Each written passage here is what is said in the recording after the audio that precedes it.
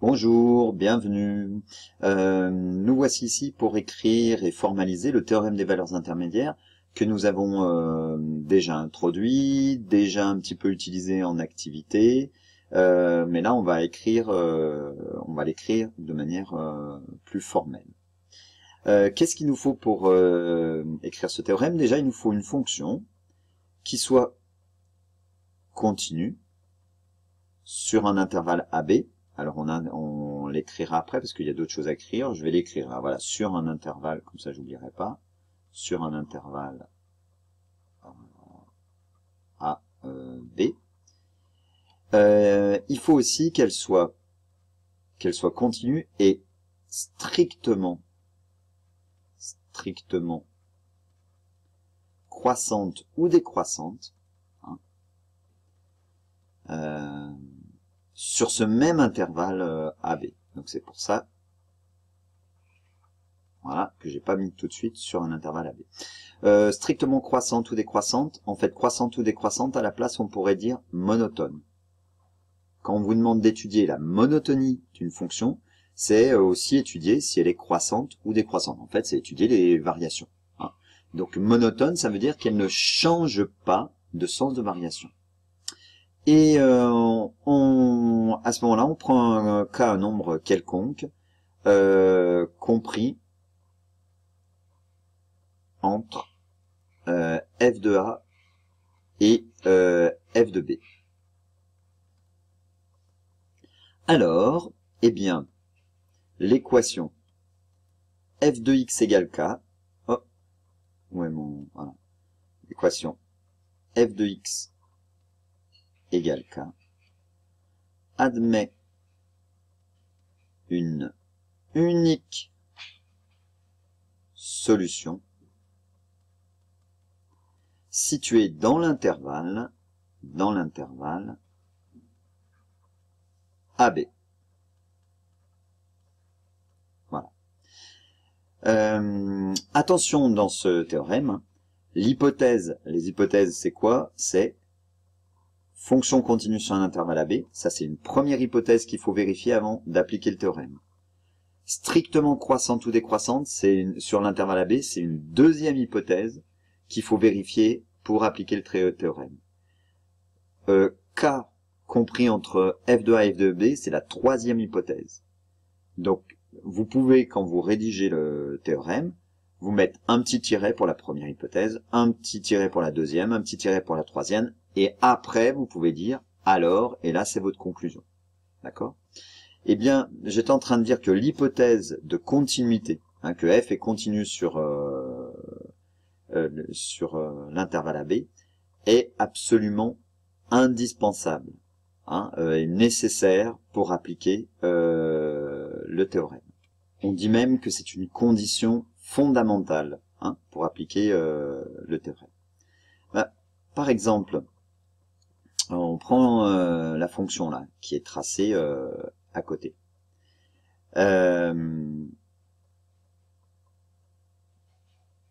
On observe que elle est continue sur l'intervalle A jusqu'à 1, 2, 3.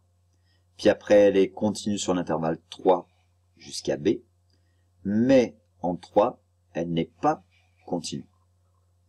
Alors, si je veux résoudre l'équation f de x égale 1, f de x égale 2, f de x égale 3, pour toutes les valeurs, jusqu'à cette valeur-là qui est l'image, hein, et cette valeur-là, c'est 4, cette valeur ici, c'est 5, d'accord? Donc, pour toutes les valeurs comprises entre ces valeurs-là, il n'y a pas de problème. Par contre, si je veux résoudre l'équation f de x égale 4,5, eh bien, il n'y aura pas de solution, parce que ma fonction, eh bien, elle n'est pas continue. En 3, et qu'elle fait un saut, et ce saut, eh bien, il est à ce niveau-là, au niveau de l'intervalle sur l'axe des ordonnées 4, 5. Notre fonction, donc, hein, tracée ci-contre, n'est pas continue sur sur l'intervalle AB. On peut constater que l'équation f de x égale 4,5 n'admet pas de solution sur l'intervalle AB, bien que, si on regarde, bien que 4,5 appartiennent à l'intervalle. Alors, f de A, c'est environ 1,8 et f de B, c'est environ 5,6. Donc, en fait, 4,5 appartient bien à l'intervalle f de A, f de B. Donc, il y a une des conditions du théorème qui est remplie. Une autre condition, alors sur l'intervalle 1, même 4, 3, 4, la fonction est croissante, donc une autre, 2, 3, 4, une autre condition serait remplie. Donc ça fait 2 conditions sur 3 qui sont remplies, mais la condition de continuité n'est, elle, pas remplie. Donc je ne peux pas appliquer le théorème. Et je peux pas dire, et heureusement parce que ce serait faux ici, 4,5 n'a pas d'antécédent par la fonction f telle qu'elle est représentée ici. Voilà. Donc attention, il faut que les 3 conditions soient vérifiées et la condition de continuité est vraiment fondamentale. Voyons maintenant une conséquence de ce théorème. Alors, une conséquence, en fait, c'est ce théorème avec un petit peu moins d'hypothèses. Donc, on a toujours l'hypothèse d'une fonction continue sur un intervalle AB. Par contre, à propos des images de l'intervalle, f de A et f de B, on nous demande que ce soit de signe contraire. Et bien, à ce moment-là, la conclusion, la conclusion, elle vient après. La hypothèse, ça c'est une hypothèse. Hypothèse 1, continue sur l'intervalle AB. L'hypothèse 2, elle est ici. C'est f de A et f de B sont de signes contraires. Conclusion, il existe au moins un réel C de AB. Alors cette fois, attention, il est plus unique. On sait qu'il y en a au moins un. Il y en a un, il y en a peut-être qu'un seul, mais il peut y en avoir 2, 3, une infinité. Tel que quoi? Tel que f de C égale à 0. Et à ce moment-là, on dit que 0 est une valeur intermédiaire si f de A et f de B sont de signes contraires. Alors, en expliquant rapidement ça, je prends A ici, je prends un f de A qui est négatif, je prends un B, peu importe, je pourrais le prendre là, je le prends là, je vais le prendre ici, B, un f de B qui est positif. Si ma fonction est continue, attention, il n'y a pas d'hypothèse au niveau du sens de variation. Donc elle peut faire voilà. Eh bien, effectivement, elle va les images de ma fonction vont nécessairement prendre au moins une fois la valeur 0 qui est compris entre f de A et f de B. De même, si je fais si je prends A qui est là, et cette fois f de A qui va être par là, et B qui est là, et f de B qui va être par là, ma fonction, tiens, je fais ça, ça, ça, et ça. Voilà. Eh bien, peu importe, je vois qu'elle n'est pas tout le temps croissante, décroissante, elle est croissante à certains moments. Par contre, elle est bien continue. Et nécessairement, elle va, puisque f de A et f de B sont de signes contraires, elle va passer par l'axe des abscisses. Donc, elle va s'annuler à un moment donné, puisqu'elle est continue, pour aller de f de A vers f de B, nécessairement, elle doit passer par 0. Voilà. C'est une conséquence du théorème des valeurs intermédiaires, avec des hypothèses en moins, c'est les hypothèses sur le sens de variation. Et attention, c'est que pour trouver des valeurs qui annulent la fonction. Alors un petit exemple. On prend la fonction x5 moins 3x4 plus 6x2 plus 2x moins 1. Alors, on dit que cette fonction est une fonction polynôme. Polynôme de degré 5. De degré 5. Alors pourquoi? Parce qu'il n'y a que des x avec des puissances entières, d'accord? La plus grande puissance, c'est 5.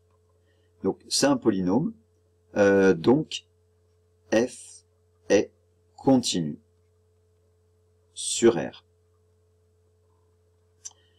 Est-ce qu'elle admet une racine entre 0 et 1?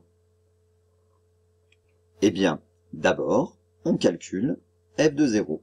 f de 0, c'est vite fait. Hop, ça fait moins 1. f de 1, c'est aussi vite fait, puisqu'il faut remplacer x par 1, ça fait 5, moins 3, 2, plus 6, 4, plus 2, 6, moins 1, 5. Donc, f de 0 et f de 1 sont de signes contraires.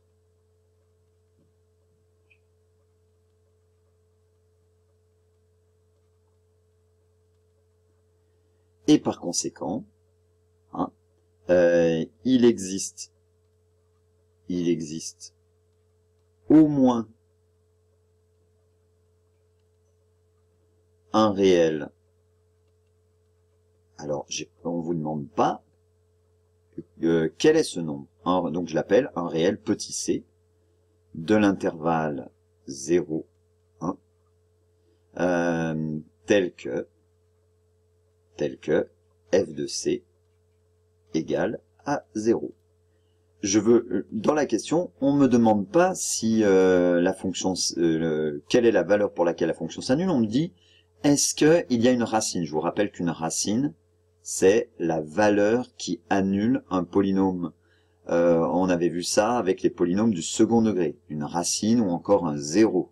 D'accord? C'est la valeur x qui annule le polynôme. Eh bien, on ne demande pas s'il y en a une ou s'il y en a plusieurs, de dire quelles sont ces racines. On me demande, est-ce qu'elles existent? Eh bien, par le théorème des valeurs intermédiaires, par la conséquence du théorème des valeurs intermédiaires, je peux dire que oui, puisque j'ai calculé f de 0, f de 1, f de 0 et f de 1 sont de signes contraires. Donc ça veut dire que comme ma fonction est continue, elle va nécessairement prendre la valeur 0 à un moment donné, ou à un autre, ou à plusieurs moments. Voilà. Donc, pour répondre à la question, on peut dire, donc, f admet au moins une racine sur 0, 1. Je pourrais dire aussi, f s'annule au moins une fois sur l'intervalle 0, 1. Ou encore, l'équation f de x égale 0 admet au moins une solution sur l'intervalle 0, 1. Je vais écrire ces trois formulations qui peuvent être des formulations de questions aussi, mais c'est la même méthodologie. D'accord? Voilà. Eh bien, c'est tout. Je te souhaite bon courage. N'oublie pas de noter tes questions, de poser des questions, d'obtenir des réponses et surtout de t'entraîner. Allez, à bientôt. Salut!